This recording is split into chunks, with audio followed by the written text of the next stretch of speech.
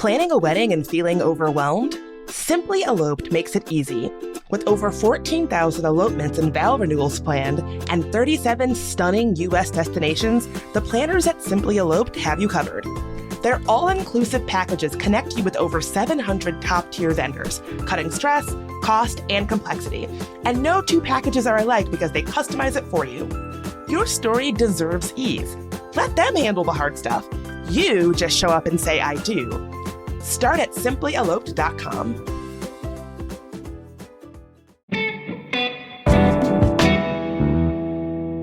Today on CityCast DC, if you've watched a bunch of buildings come up in DC over the years, you may be familiar with the name Shalom Baranes. He's one of Washington's most prolific architects. He's the designer behind a lot of the most prominent buildings of the past few decades. Which might make you ask, how in the world did he wind up as the new architect of Donald Trump's White House ballroom? After all, Trump has promised classical beauty and old school design, which is pretty different than a lot of modern Washington. Douglas Fruehling from the Washington Business Journal has covered Baranes for years, and he's here to explain what this all means, both about the ballroom and more generally, about the complicated work of erecting buildings in the nation's capital.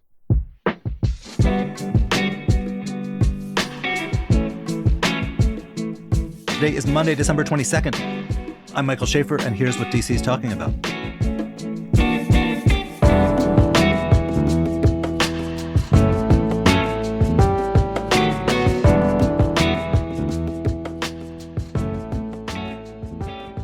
Doug, welcome. Hi, thank you for having me.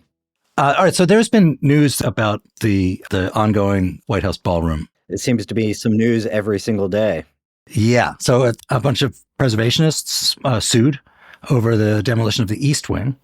This follows earlier in the month the departure of the architect who'd been brought in for it and his replacement by someone who's sort of been a longstanding figure in development in D.C., someone you've written about a lot. Mm-hmm. So that's what I was hoping to, and you wrote a really interesting column about this change. For people who haven't, for the very small percentage of the population who has not been following this, there was a guy called James McCreary. He's an architect at Catholic. He has a small shop. He is known for his embrace of neoclassical architecture. For reasons not quite enumerated, he is out, or at least he's not the lead architect anymore. And the new guy is called Shalom Baranes. And this surprised a lot of people, including you. Why? Well, my first reaction was for any architect or any company that we cover to get involved in a project as controversial as this, where instantly you have people on either side, either loving you or hating you. It's just a perilous contract to take, whether you're excluding half of your clients, let's say, if you had a 50-50 split of Republicans and Democrats. So I was surprised that he would agree to take this job because it is so controversial. That's just my own personal opinion. I was a little surprised because he is very prolific. What's not surprising is he knows building in Washington, D.C. just about as better than any other architect or any other construction executive that I know. He's a longtime local architect and has worked with the GSA for many, many years, for decades, has renovated huge government buildings, historic buildings. He's known as a historic preservationist. So that is not surprising that he would do work for the White House or for the GSA, which is the General Services Administration, which oversees all of the federal buildings. What is surprising is that he's known more as a modern architect than a modernist architect in terms of style. Most of his buildings here in D.C. You would call more modern than classical or neoclassical. So when you think of him designing the White House in a classical way like the president wants, that's a little surprising. Not that he can't do that, it's just not his typical approach. So I know a number of people in this sort of conservative architecture obsessive world who are, they talk about, classicists and modernists as if these are like dueling religions and you can't do both. I don't think that's how it is in the real world, but right. But Shalom Baranes has, if you look at his buildings around DC, there's not a whole lot of them that are neoclassical. What are some of the ones people might recognize? If you've been to City Center, the apartments where the former Washington Convention Center sat. He did some of those buildings. He did 1875 Pennsylvania Avenue, which sits right across from the World Bank. He's done work in every single neighborhood in Greater Washington, Bethesda, Arlington, Roslyn, over by the ballpark. He is so prolific, and he is very well thought of. His designs are thoughtful, generally receive high remarks from architecture experts. He's not a contextualist in that he is trying to match a building next to a historic building, but he works very carefully to try and make the modern architecture fit in with a city full of classical architecture. Right. And no one's going to confuse city center with like Monticello. Exactly, yeah. Which begs the question of why did Trump switch architects? If I knew that, I probably wouldn't be on this call. Who can guess what the president is thinking at any given moment? He apparently had a disagreement over the size with his original pick, McCreary, as you noted. But McCreary has made it clear that he is staying on as a consultant and that he wants to remain part of the project and an advisor to the president. So I am not exactly sure why the switch was made and why Shalom was selected. When we talk about architects and their styles, you know, Washington's a weird place with architecture because so many of the buildings are commissioned by the government. And I think, you know, a lot of the most cutting edge, but also a lot of the worst architecture winds up in government buildings because typically the people doing the commissioning are not the people who have to live in the building or own the building. It's so, you know, like people are a lot pickier and less willing to take risks when it's like their own house or their own company or something.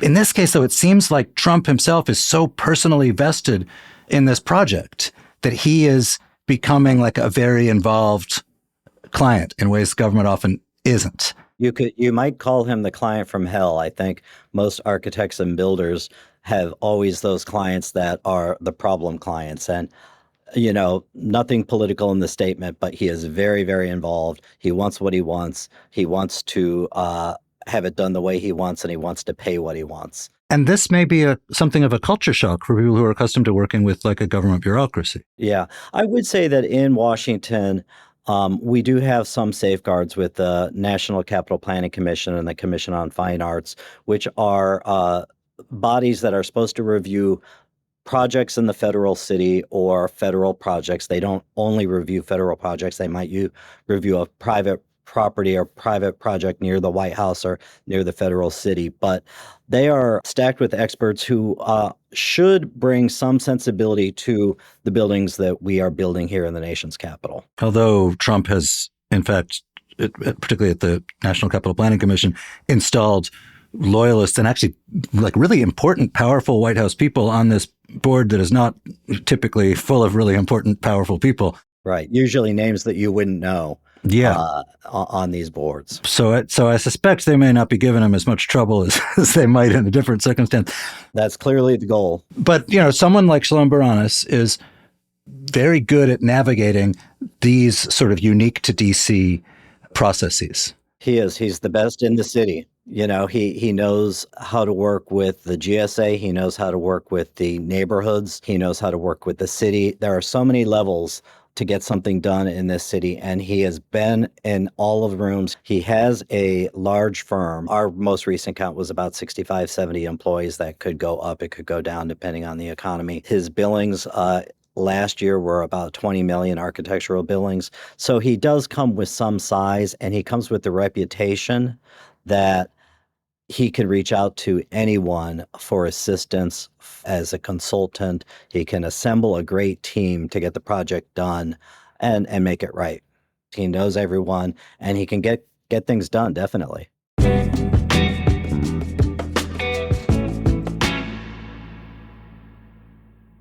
New Year's plans are always tough. You don't want to go out and spend $5 bajillion to get into some stuffy, overcrowded club, but staying in isn't really an option.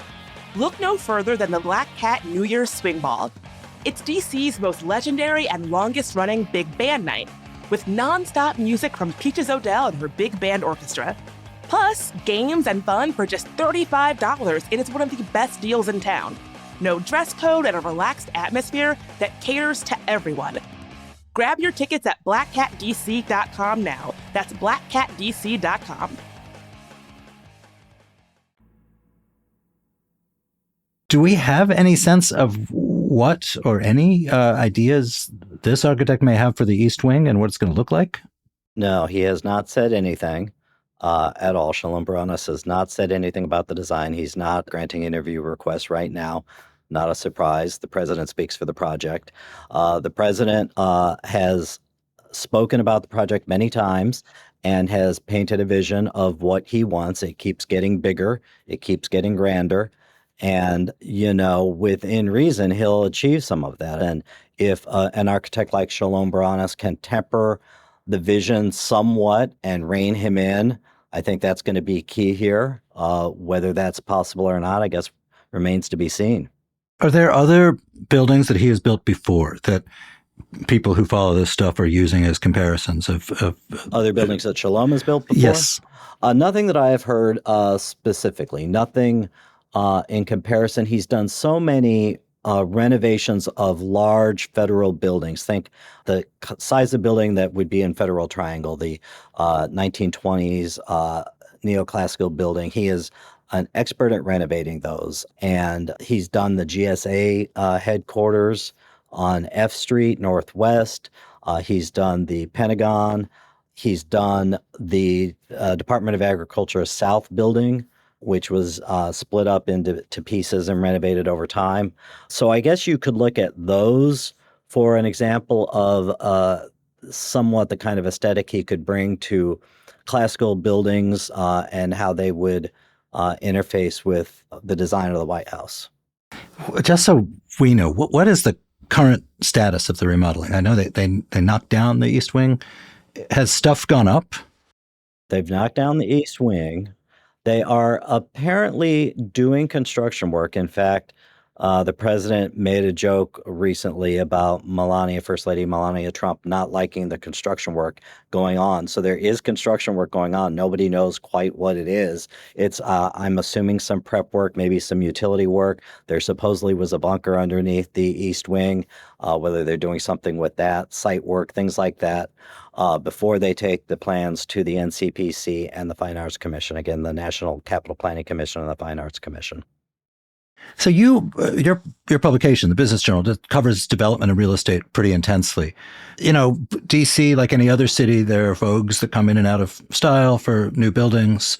I think in Washington, a lot of trends flow downhill from the political leadership. Do you have a sense of what this project, writ large, whether Shalom does it or someone else, is going to, might mean for the broader shape of the city, for the buildings that you're covering in 20 or 30 years? That's an interesting question. We've been trying to explore a little here, and granted, I don't have a piece of journalism or a story to point to that we've done on this, how what Trump is doing could affect the building environment for private developers in town. It's interesting. I wouldn't expect a lot of building by the federal government in the next generation. Right now we're getting rid of buildings, getting rid of these large behemoths. They're downsizing the government. This began before Trump. They are buildings with 1 million square feet are not needed anymore. They're sitting there empty. So realistically, pragmatically, you think, will there be a lot of building in Washington, D.C. by the government in the future? I wouldn't expect that. His mandate, of course, as you probably know, with the executive order, is that all future government buildings need to be built in the classical style, which most architects will cringe at. You design a building for its context, its location, the best use, the use of the building, who will be using it, things like that, not a mandate that it has to be in a certain way. But it's hard to imagine that much government building getting done in the next 10 years. So I got to ask you, because you're the editor of the Washington Business Journal, what does that mean for the local development industry writ large? And also, are any of those other folks besides Shalom getting work on this White House project? And what does that mean? So the demolition company, which did the demolition of the East Wing, was a Silver Spring company, ACECO. And reportedly, they wanted $3.5 million for the project, and he offered them two, and apparently they took it. They received death threats because their company's equipment was filmed and photographed demolishing the East Wing. Clark Construction Group, the perennially the largest construction company in Washington, the president has identified them as the general contractor for this. That is no surprise. They built just about everything in Washington of any scale over the last 25 years. Have they seen that same kind of blowback from the public? Is this going to cost them in other ways? Nothing that I've heard yet. Since no construction has actually gone on, and it's, I think insiders in Washington know that they're handling the project, but I don't think on a national basis, on the partisan basis that we've come to live with, that people know that Clark Construction is doing it and know who Clark Construction is. And then, Shalom. So those are the only three companies that have been identified. But back to your earlier point, the government drives the building industry in Washington. The government drives the economy in Washington. Roughly a third of our economy is driven in Greater Washington is driven by federal spending, employment, things like that. So when you look at what Trump has done in the last year in reducing federal employment, reducing government contracting in some cases, and basically rewriting the whole real estate script, that will hurt local companies. Many landlords who are already hurt by the pandemic and seeing the values of their buildings go down don't have the government as a regular tenant now, and that will hurt them. You've known Shalom for years. What's your gut telling you about how this is going to go? I'm not sure I say I'm always an optimist, but I'm hoping for him in this case that it goes well and he's able to convince the president to settle on a design that complements the White House and really truly serves the purpose of having a large entertaining space at the White House, which everyone agrees is needed, and does it within the context and the history of the White House, presents it to the boards that are required to present it to, and it gets built a world-class building that will be there many, many, many generations after we are here. That's what I'm hoping for, at least. Do you think, if his name will become very associated with this, is this, it's one thing for like activists on the internet to send him mean tweets, but to people who actually commission architects, might this cause some people to really take their business elsewhere? It depends how it goes. If he is able to succeed and produce a great White House ballroom, which is yet to be determined, and we won't know that for, a year, 2 years, 3 years, whatever it takes, not necessarily. But if he and the president have a disagreement and he gets fired, that's going to upset some people. If Right. he was not involved in the demolition of the East Wing, which aggravated and concerned so many people, the actual destruction of a historic building. So he's just involved in the new design. So it is also, I don't want to send Shalom Baranes into retirement before he's due for retirement, but he is probably toward the end of his career. His legacy of building in Washington is already there. But if you can design a third of the White House complex and a great building that people love, that's you go out on top if you can do that. So one of the things about redoing it is, there's been certain promises made about restoring the East Wing once they rebuild it. We know about the ballroom. Are there other, per the people who really care about preserving this historic structure, are there other rooms or aspects of the East Wing that would need to be, recreated to avoid people being condemned for destroying history? No, I think that there's no recreating going. What's gone is gone. But it's not like there's like an Oval Office or a famous room in there that need. No, the First Lady's office was in the East Wing and will be in the East Wing when they rebuild it. It certainly doesn't have the historical significance of the West Wing. But if you recall Michelle Obama making some comments recently about the destruction of the East Wing, and she worked out of there, obviously, for 8 years, and her staff worked out of there. That many visitors came in through the East Wing.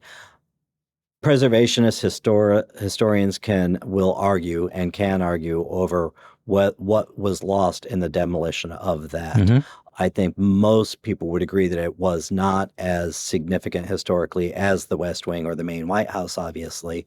You can imagine if you took a wrecking ball to either of those, the uproar, when you just look at the uproar over the East Wing. But they'll be created in a probably better, bigger, more modern than before. The facilities there obviously will improve.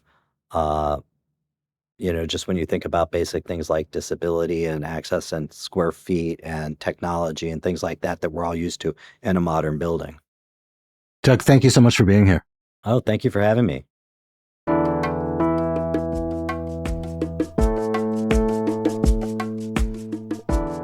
And that's all for today here on CityCast DC. If you enjoyed the show, why not tell a friend, rate the show, leave us a review, and subscribe to our morning newsletter. We'll be back tomorrow morning with more news from around the city. Bye.